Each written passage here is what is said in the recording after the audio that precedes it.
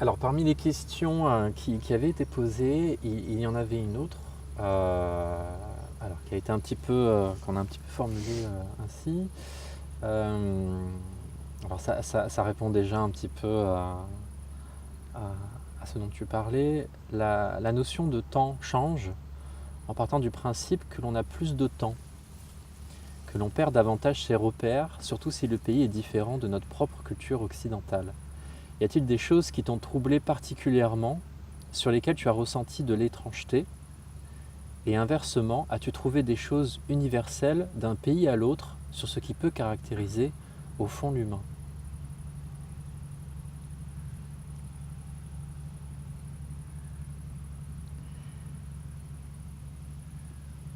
On tourne un peu autour depuis Ouais, le ouais, c'est début. ça. C'est une Ça question se qui est peut-être rejoint. un peu plus ciblée. Un peu ciblé, ouais. Ouais, il y a des choses universelles, bien sûr. La notion de la famille, Oui. c'est le premier truc qui me vient là. Hyper forte dans tous les pays traversés, sans exception. D'un pays à l'autre, quel que soit le milieu social, culturel, la notion de la famille. C'est le premier truc qui me vient vraiment. Tu y intègres la France aussi? Moins, justement. Moins.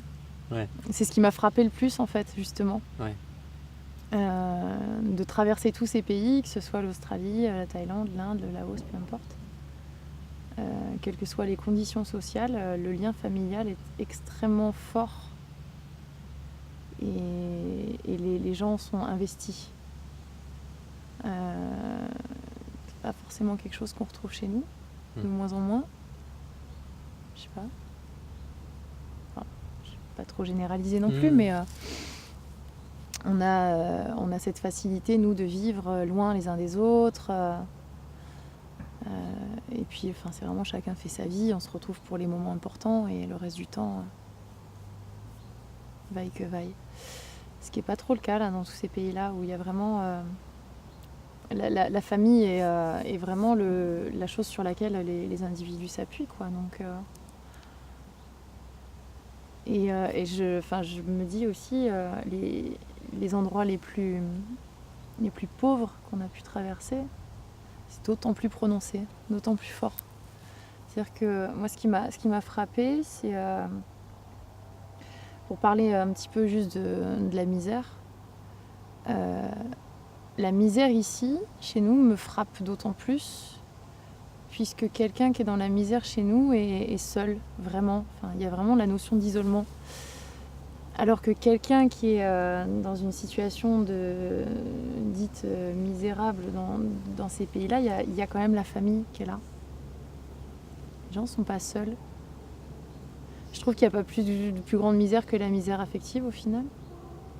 Et donc, indirectement, j'ai été plus frappée en rentrant ici et en voyant des gens seuls et à la rue ou dans le métro ou ces choses-là, que des gamins là-bas dans la rue où au final les parents sont pas bien loin et la famille est là, quoi.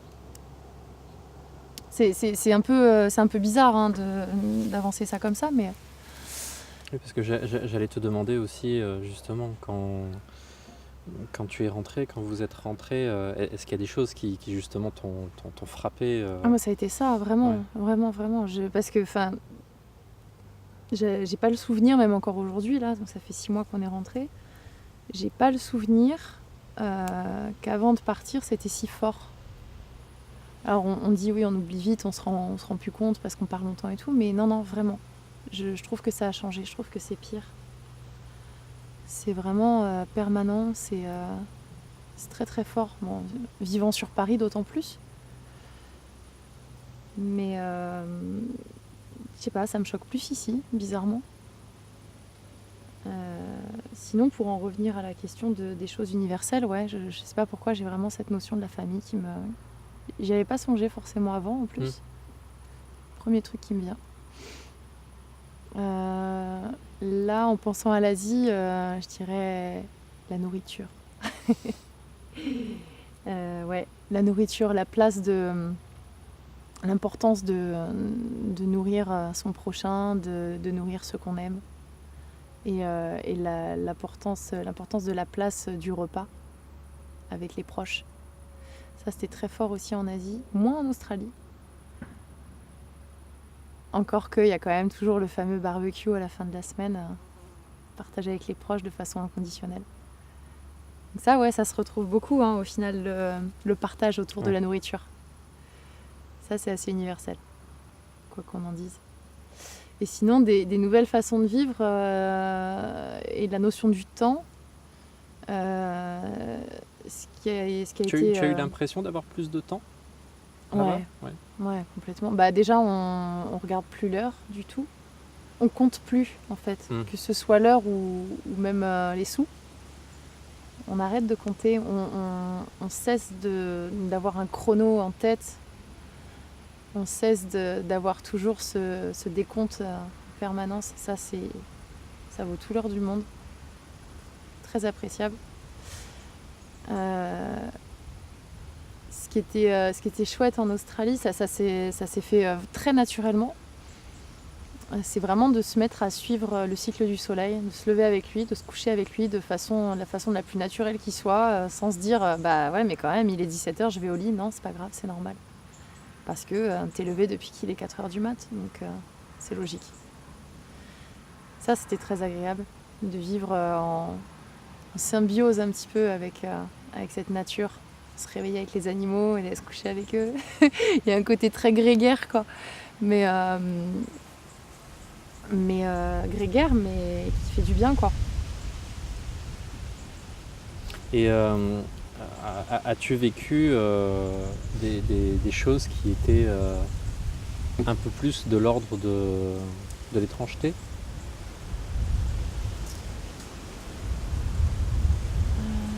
Des choses que tu as trouvées vraiment radicalement différentes par rapport l'Inde. au mode de vie.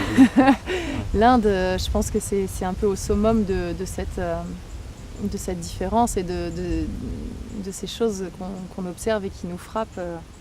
Je pense aux ablutions dans le Gange, je pense au rapport à la vie en lui-même, hein, qui est assez étonnant, quoi. À la vie, à la mort aussi, forcément, ça va avec. Oui. Ce détachement matériel dont je parlais tout à l'heure, on se fait une joie de ne plus l'avoir quand on part. Et au final, on voit à quel point une population peut être, elle, complètement détachée de ce rapport-là, alors que nous, ça fait plus d'1 an et demi, et au final, on se rend compte que quelque part, ça nous offre des repères qui sont pas si désagréables que ça. Ouais, je pense que c'est l'Inde qui m'a le plus frappé à ce niveau-là. C'est très étonnant comme pays, c'est vraiment un pays à 2 vitesses, quoi. Il y a une espèce de... Je le définissais comme un Moyen-Âge moderne, en fait, pour l'image. C'est fou, cette façon de vivre qui est frénétique et une espèce de pulsion de vie permanente, hyper forte. Et une espèce de ce qu'on va traduire, ce que j'ai traduit moi, peut-être que je me plante complètement, j'en sais rien, mais une espèce de notion de je m'en foutisme un peu très très forte, qui est perturbante.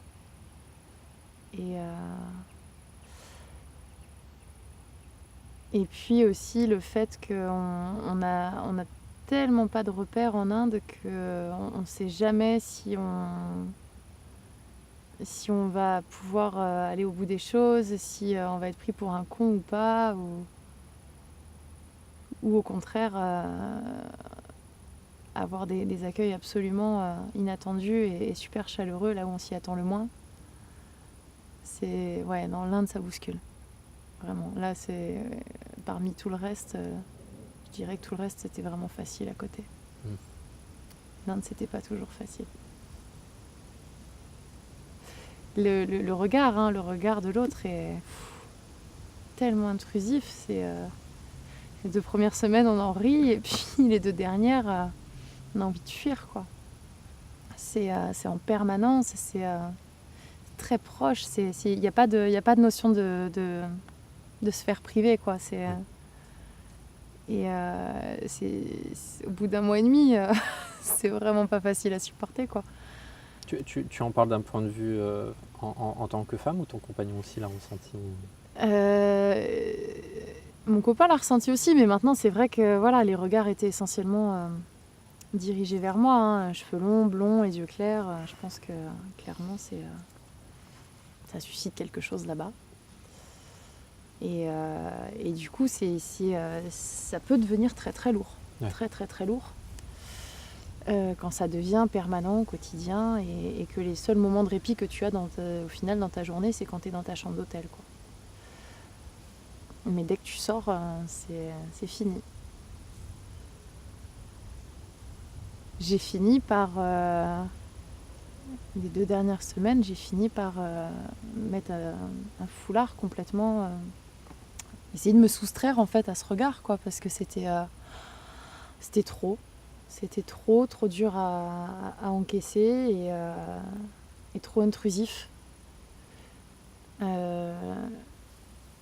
Parce que en fait, ce qu'il y a, c'est qu'au début, ça titille, ça surprend, on en rigole. Et puis on pense que derrière ce regard, il va y avoir une rencontre. Donc on engage quelque chose, une conversation, un geste, un partage de quelque chose.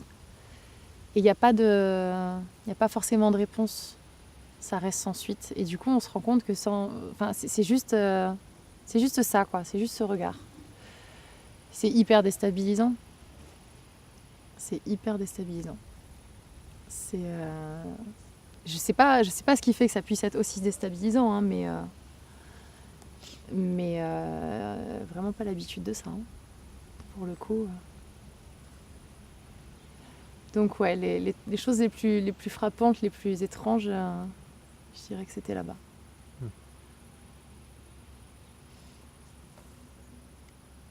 Alors, peut-être plus en termes d'exemple, il y a une question.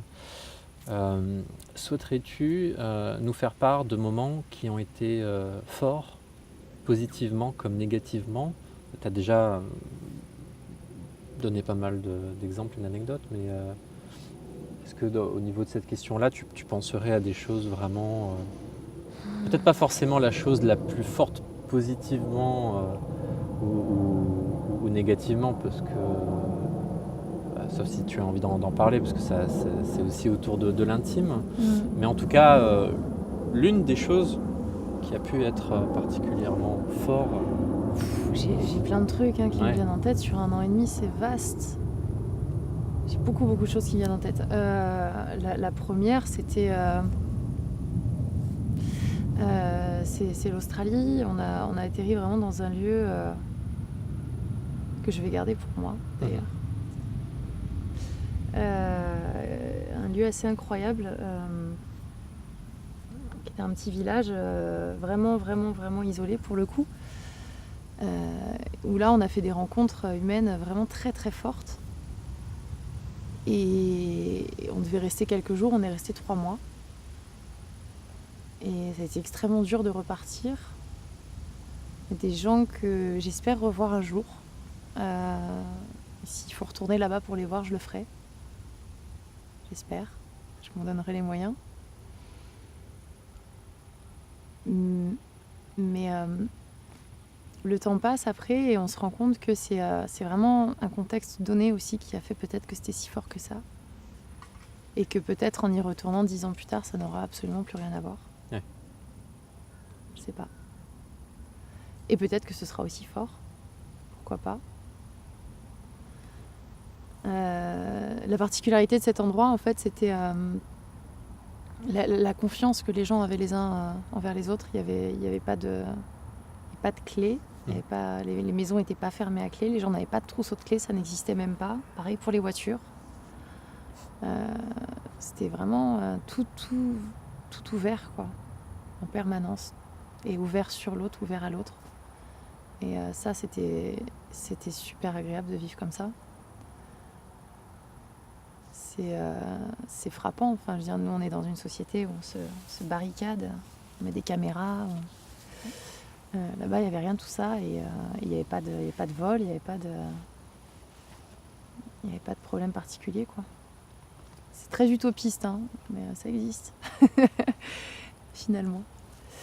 Ça, c'est la première chose positive. Après, quand on parle de choses comme ça qui frappent très fort, c'est souvent, bizarrement, c'est souvent dans le négatif, hein, des choses très, très dures.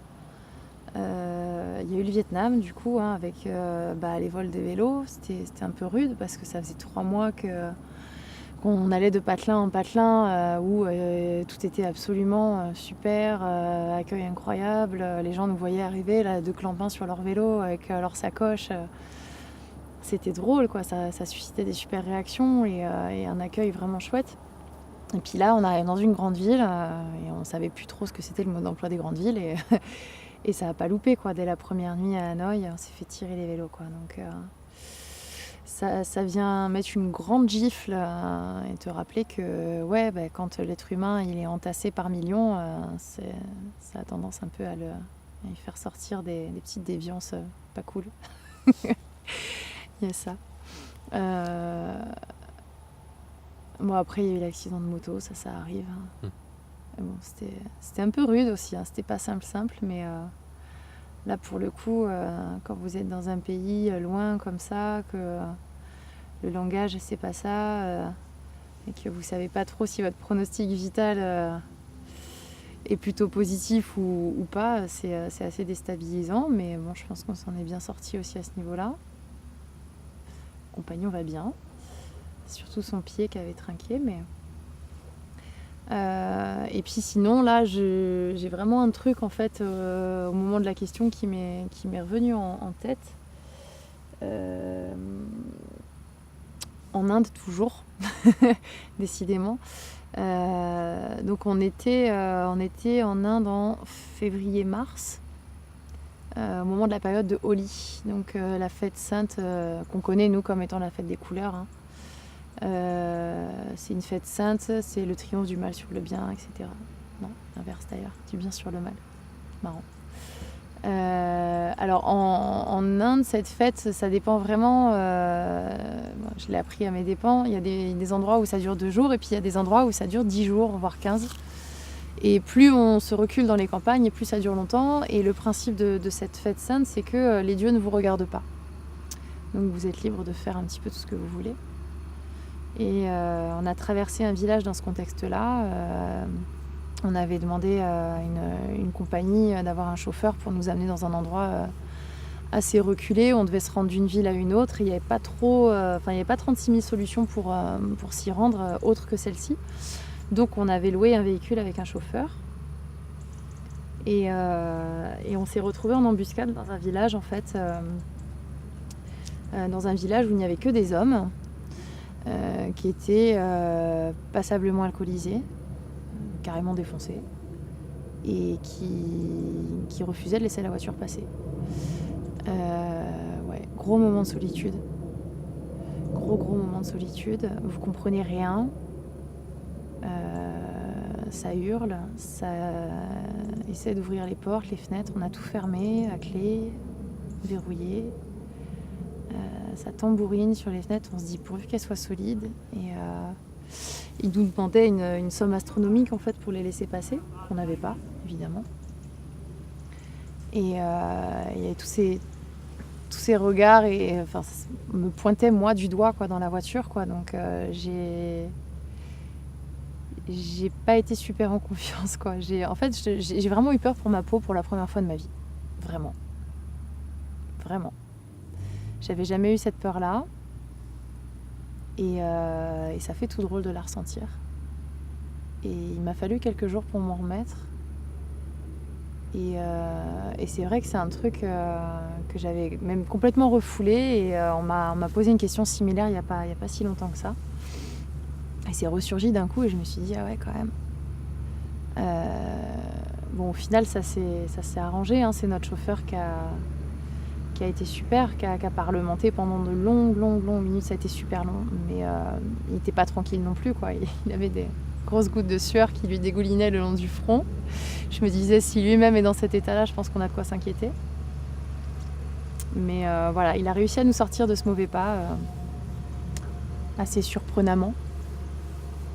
Mais moi ça a été la première fois que j'ai eu peur pour ma peau, donc ça fait tout drôle. Et en même temps, faut bien que ça arrive une fois, non?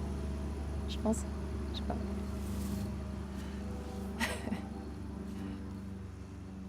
Alors, il y a quelque temps de cela, quand tu m'avais parlé de ton voyage, tu m'as dit quelque chose que j'avais retenu. Tu m'avais dit en fait que les effets, si on faisait cette interview, seraient plus au final du côté des personnes qui regarderaient ce témoignage que de ton côté, parce que forcément il y aurait une temporalité différente. Mhm. Et qu'est-ce qu'il en est maintenant, d'autant qu'il s'est passé du temps depuis ton retour. Mm. Et est-ce que tu sens est-ce que tu confirmes, tu imagines toujours ce décalage-là, qu'à la limite ça peut être plus profitable pour les gens qui regardent ce témoignage plus que toi qui serais éventuellement passé à autre chose Pas nécessairement en fait. Ouais. Ouais. Non, pas nécessairement, pas du tout même en fait.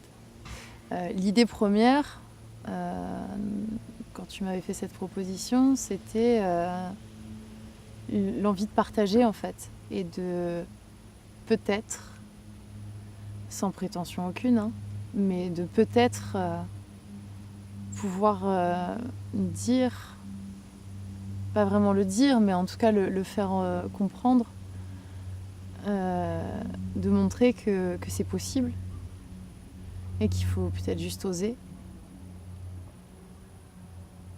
Je pense qu'on a cette chance, hein, on vit dans une société, dans un pays où on peut se donner ces moyens-là. C'est une chance assez inouïe. Je pense que pour ceux qui hésitent en tout cas,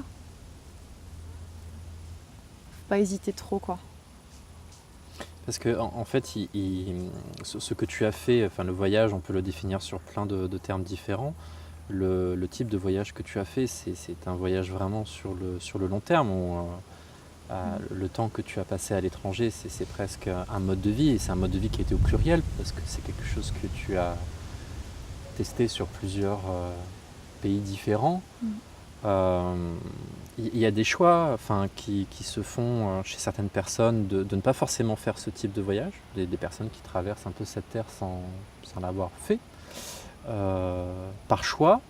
Et puis il y en a d'autres qui n'osent pas, qui ont beaucoup d'appréhension, qui ont beaucoup de peur. C'est là que je m'adresse surtout essentiellement en fait.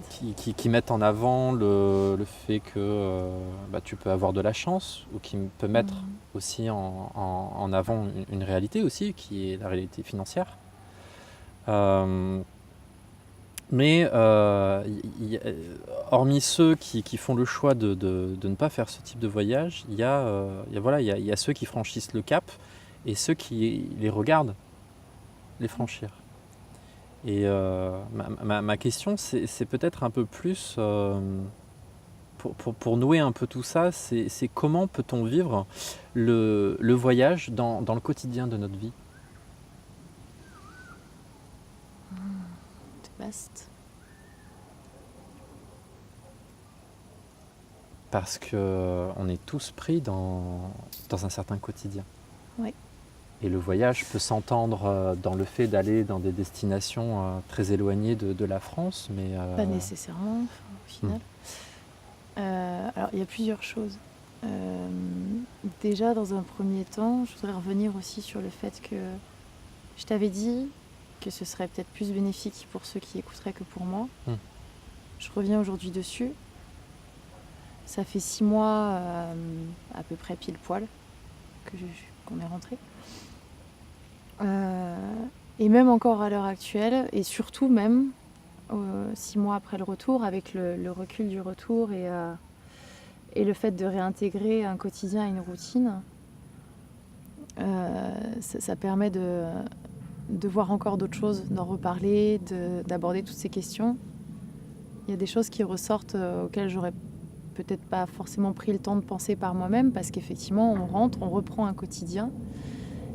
Et c'est assez terrible d'ailleurs, puisqu'on remet de côté tout ça, alors que ça ne mérite pas d'être mis de côté. Et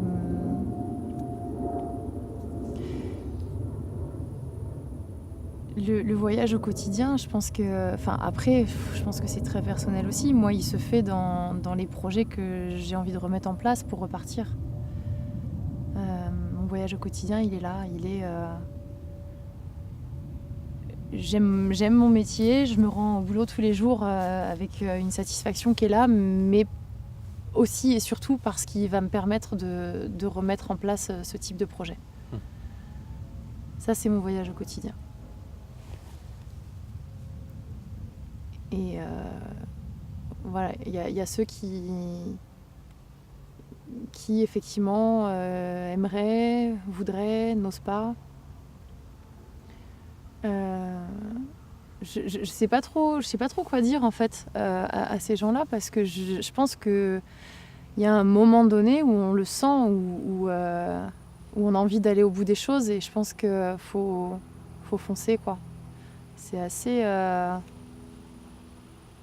c'est assez intime en fait. C'est un cheminement qui se fait. C'est assez implacable. Maintenant, moi, quand j'entendais les propos, ça avait tendance à m'agacer avant de partir. Quand on me disait oh, « t'as de la chance ». Parce que c'est pas de la chance. Enfin, je veux dire, j'ai pas gratté un ticket au loto avec vous avez gagné 1 an et demi de voyage, quoi. C'est 1 an de serrage de ceinture, c'est 1 an de je fais plus rien d'autre que je mets absolument tous mes sous de côté pour me payer cette aventure. C'est une aventure pendant laquelle on se mobilise, on écrit des CV en anglais, on va se vendre des lettres de motive, on monte sur le terrain qu'on en veut. C'est se donner les moyens.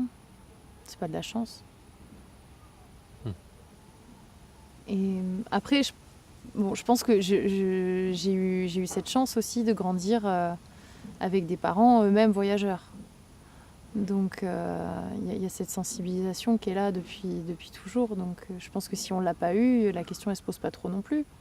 Comme on dit, il y a des gens qui se contentent de regarder ceux qui voyagent et qui voyagent comme ça au travers du voyage des autres. Tant mieux, heureusement. Heureusement. Si ça peut juste faire rêver de regarder ce que font les autres, je trouve ça plutôt chouette.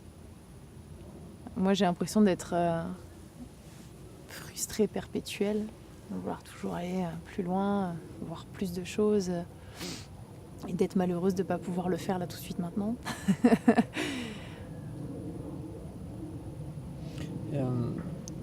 Tu en as aussi un peu parlé. Comment tu as géré le retour ? Comment vous avez géré aussi le retour ? Au début, très bien. Ouais. Il y a l'euphorie du retour qui reste, tout comme le départ, qui reste un bout de voyage. Le retour est une suite du voyage, quoi. Redécouvrir ce qu'on avait oublié, ce qu'on avait laissé de côté, les changements, les familles qui s'agrandissent pendant l'absence aussi. Ouais, l'euphorie des retrouvailles, quoi. Les amis, la famille, tout ça, c'est super fort.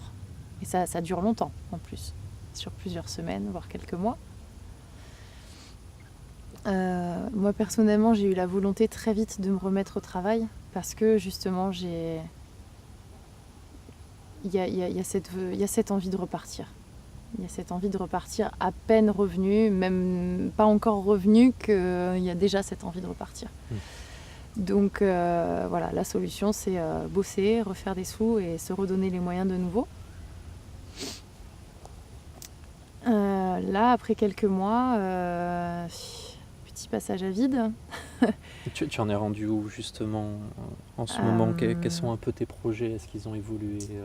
Ils évoluent au quotidien. Ça se bouscule pas mal, quoi. Il y a l'envie de repartir là tout de suite maintenant, alors que bon, si on essaie de faire les choses de façon sensée, pérenne, j'essaie de pas céder à cette pulsion, quoi. Parce que ce serait partir n'importe comment, et du coup partir n'importe comment, c'est prendre le risque de revenir plus vite. Donc ouais, ça évolue en ce sens que l'idée c'est repartir le plus vite possible en voyage. Là, c'est en train d'évoluer sur repartir vivre ailleurs, ce qui n'est pas pareil. Tu te vois pas rester en France sur le long terme? Non, Tu te verrais là partir plus longtemps?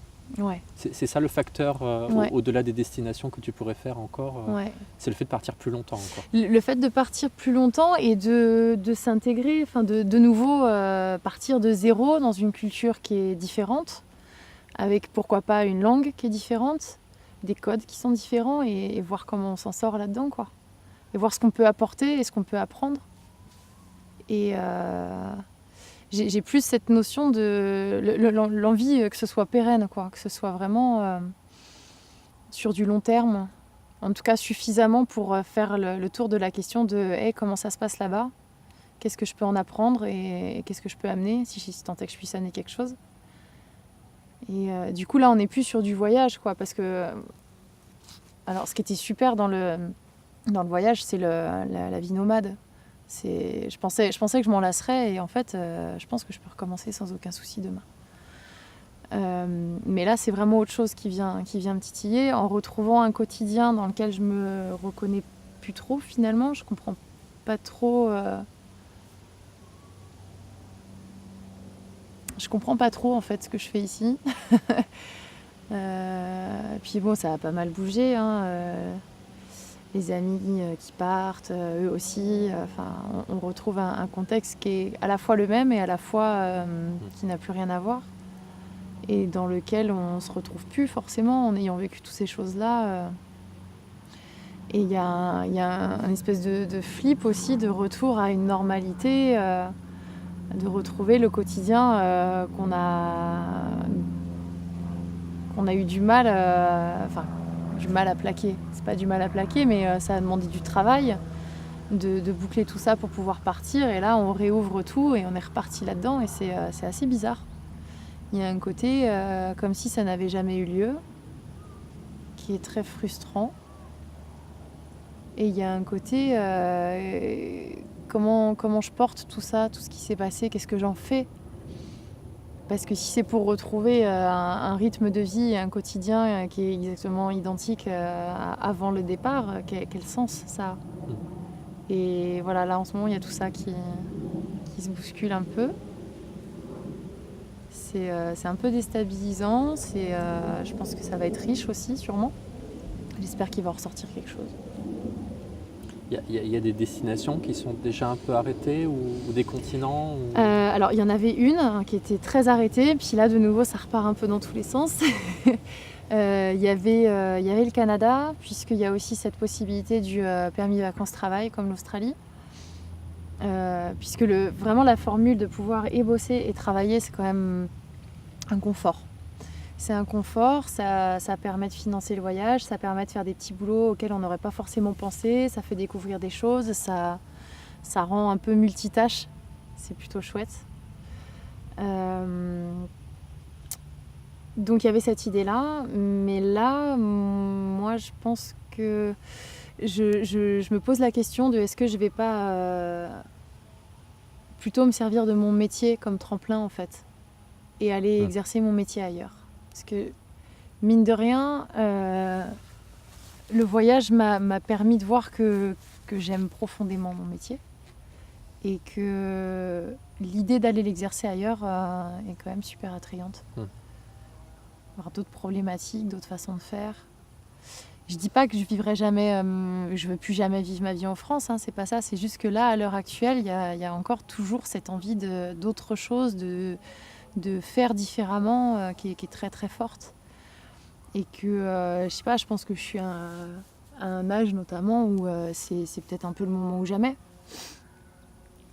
Avec cette expérience du voyage, comment tu définirais ou comment tu redéfinirais ton métier d'éducatrice?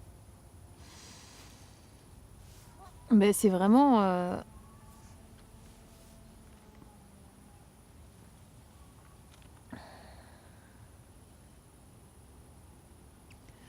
C'est vraiment se poser la question de... en fait, ce qui est intéressant dans une population, quelle qu'elle soit, c'est de voir où sont les problématiques. Parce que ça montre tout de suite, on comprend tout de suite mieux comment le pays fonctionne. Et en tout cas, en Australie, je m'y suis penchée de près. Je suis allée voir directement des établissements, j'ai rencontré des éducateurs un peu à droite à gauche, alors que c'était pas du tout l'objectif premier, c'est juste que la curiosité a pris le dessus et je me suis renseignée c'est dans un coin de ma tête. Maintenant, je sais quelle est la façon de procéder si jamais je veux aller bosser là-bas. Je sais quel type de problématiques sont présentes et je sais déjà plus ou moins quel type de public m'intéresserait et ce que je voudrais y amener et apprendre si j'y allais dans cette optique-là. Et c'est un métier qui est au cœur de la rencontre. Et qui plus est avec des publics en difficulté, qui sont en général des publics très attachants. Oui, parce que quel type de problématiques justement tu as pu rencontrer là-bas et sur lesquelles tu aimerais Là, en Australie, intervenir. notamment, la problématique de cette volonté d'insertion des populations aborigènes, quoi. Avec cette volonté de les insérer avec notre manière de faire occidentale, qui est pas forcément la meilleure. Ça, c'était super attrayant, ouais. Il y avait vraiment des postes très très intéressants à ce niveau-là. Et du coup, là, je me rends compte que c'est un boulot qui peut être appliqué ailleurs et avec des problématiques tout aussi intéressantes dans d'autres pays. Et ma volonté, en fait, elle est là à l'heure actuelle. Je me dis, ah tiens, j'ai cette chance d'avoir cette formation-là, d'avoir des compétences que je peux peut-être exercer un peu partout et je peux pas ne pas m'en saisir si c'est le cas, quoi. J'étais en train de me poser la question tout à l'heure sur dans les différentes rencontres que tu as pu faire, que vous avez pu faire, et dans les discussions que tu as pu avoir, quel regard ont porté sur toi et sur vous qui étaient en train de voyager? Des regards vraiment bienveillants. Ouais. Ouais, vraiment porteurs. Beaucoup d'admiration, de la bienveillance, beaucoup de bienveillance. Et ça fait du bien. Ça porte. Ça donne envie d'aller encore plus loin. Ça conforte dans l'idée qu'on n'est pas dans quelque chose de farfelu, de délirant.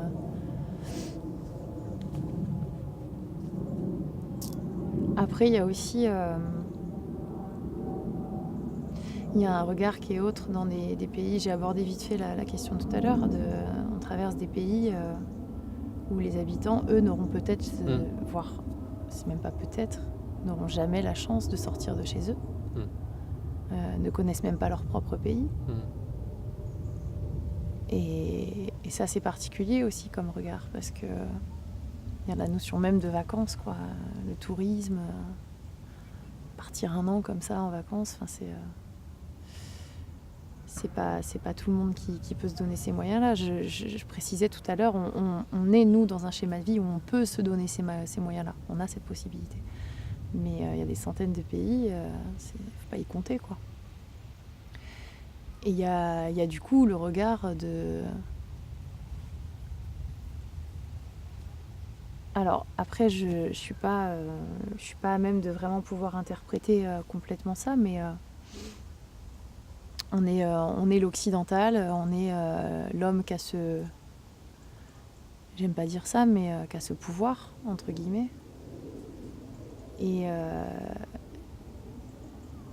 il faut pouvoir aussi assumer ça. Enfin, c'est pas toujours facile. Il faut pouvoir assumer le fait que même dans cette volonté de rencontre de l'autre, de partage, de vouloir apprendre, vouloir découvrir, ça reste un luxe. C'est ce que je pense. Après. Et ce qui est intéressant, c'est que pour l'homme occidental qu'on peut incarner, entre guillemets, il y a ce côté, c'est luxueux de faire ça, mais ce qui est quand même assez interpellant, c'est que les personnes et populations que tu as pu fréquenter là-bas n'ont pas, entre guillemets, ce luxe-là, et pourtant tu peux être tenté de les considérer comme plus ouverts ou plus riche, mais d'une autre manière. Mais c'est quand même assez intéressant, c'est-à-dire nous, entre guillemets, qui pouvons nous donner les moyens d'eux, donc théoriquement ça voudrait dire qu'on est quand même les plus ouverts, entre guillemets, et puis au final fréquenter des populations qui n'ont pas du tout les mêmes moyens, qui connaissent très très mal effectivement l'autre extrémité de leur pays, et pourtant qui restent dans une ouverture que nous finalement on va rechercher, quoi. C'est Parce ça. on dépense quelque part on va beaucoup pour loin ça. trouver cette richesse humaine qu'on trouve pas chez nous, alors qu'on est les mieux lotis techniquement pour l'avoir, quoi. Je repense, ça me fait repenser à une scène. Je sais pas, je devais être rentrée depuis peut-être 2-3 semaines à peine, une scène dans le métro où j'étais prise à partie de façon extrêmement virulente parce qu'il y avait eu une bousculade, qui est le principe même du métro, c'est ça, c'est les bousculades. J'étais prise à partie par un type de façon hyper violente et je suis restée vraiment sidérée, quoi. Je n'ai pas compris. Je lui ai répondu de la façon la plus calme et la plus douce qui soit, avec le sourire. Je pense, ça a eu le chic de l'énerver encore plus, malheureusement. Mais moi, ça m'a vraiment fait violence parce que j'avais pas eu l'occasion ni d'assister ni d'être prise à partie dans une scène comme celle-là depuis 1 an et demi, quoi. Et ouais, c'est assez. Parce que aussi rude qu'ait pu être parfois l'accueil au Vietnam et en Inde, comme je disais, il faut assumer aussi cette place. T'es pas chez toi, tu viens là avec ton sac à dos, ton portefeuille, ta tête de petit blanc. Faut rester humble, quoi.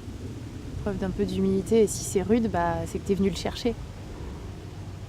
Mais de le vivre chez soi, c'est différent. C'est pas pareil. Mais c'est clair que ouais, dans les pays croisés, rencontrés, globalement, il y a une bienveillance qui est super étonnante, quoi. Je repense aussi là à tout le périple, toute la partie en vélo, qui était assez incroyable. Tous ces bravos, tous ces pouces, tous ces coups de klaxon, tous ces encouragements sur la route, quoi. Alors que juste 2 clampins qui traversent un pays en vélo où les 3/4 de la population n'aura jamais son propre vélo à elle, quoi.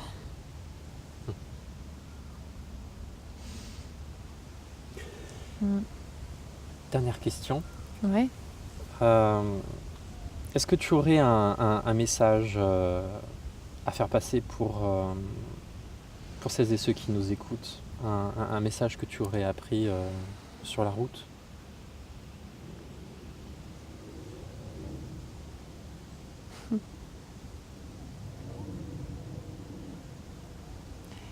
Il y a juste une... c'est très con.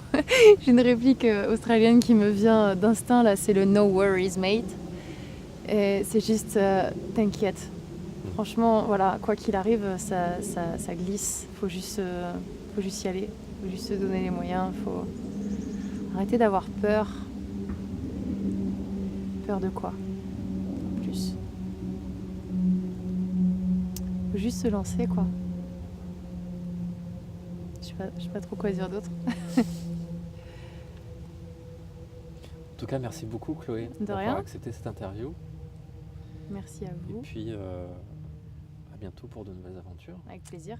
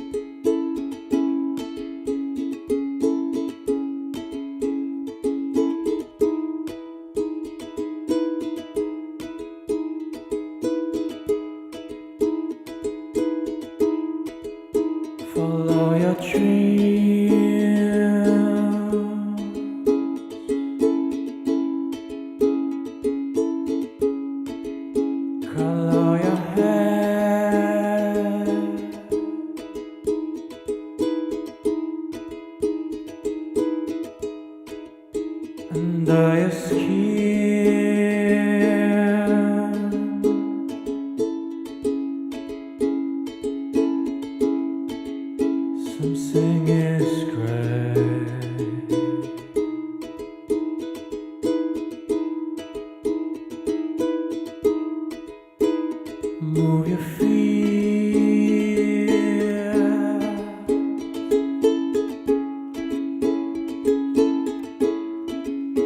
and fly away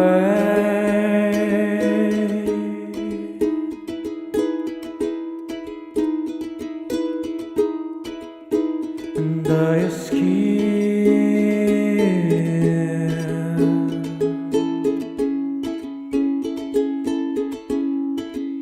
Some things to share.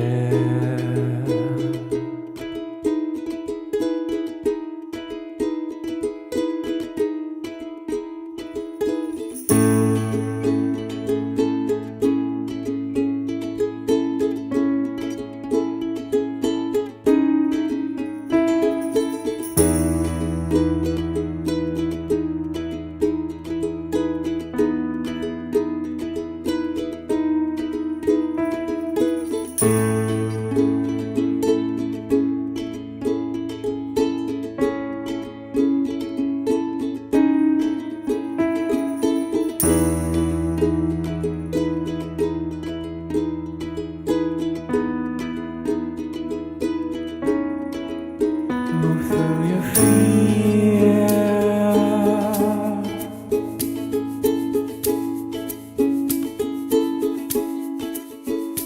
Feel the air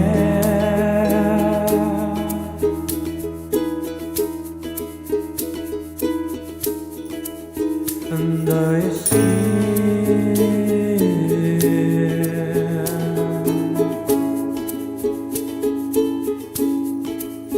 It's gone.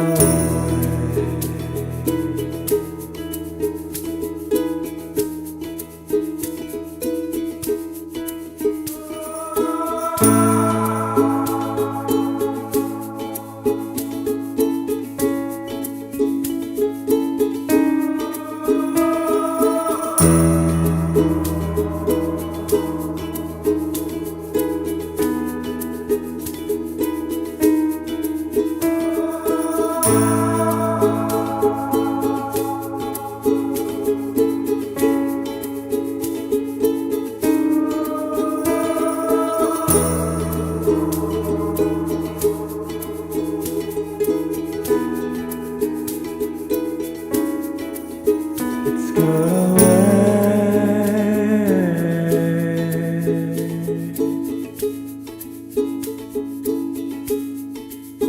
It's got away.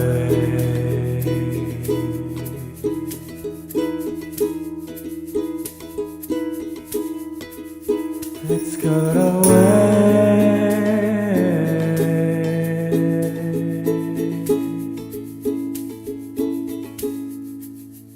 It's got away.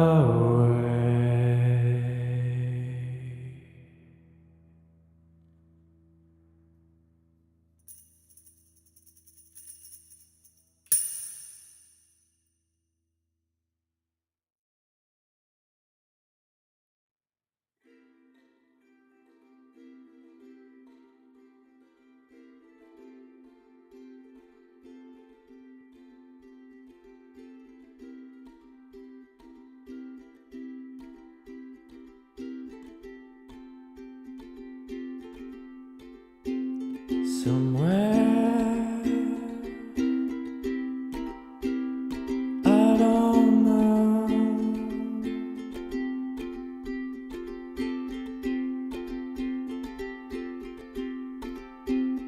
the place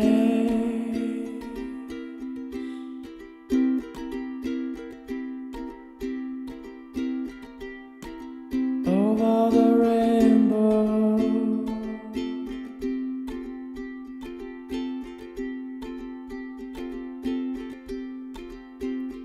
I just wanna be by your side.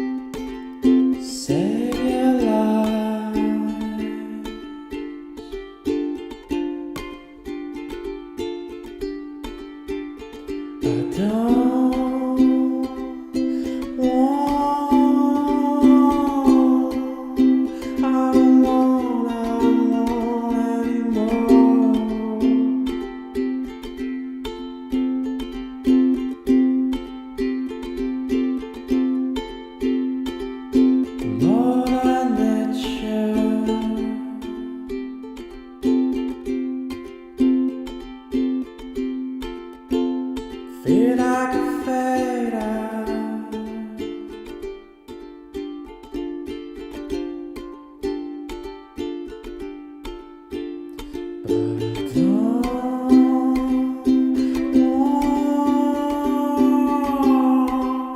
But I don't want anymore.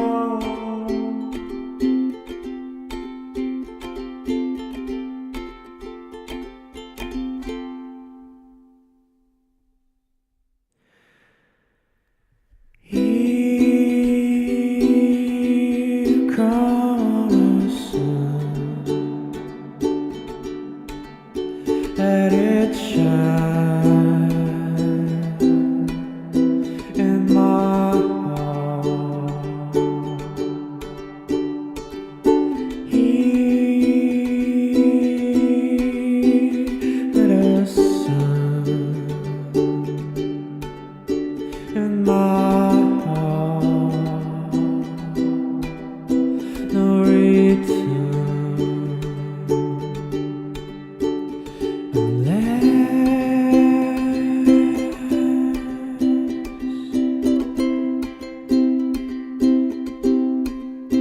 I don't want anymore.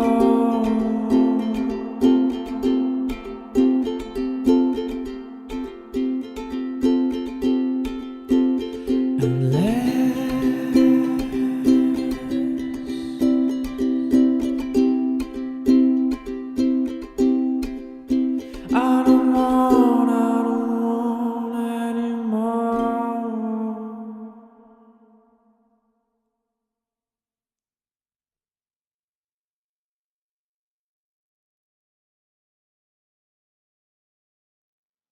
Il reste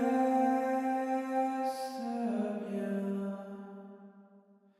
quelque chose dans l'air. Il reste bien quelque chose dans l'air.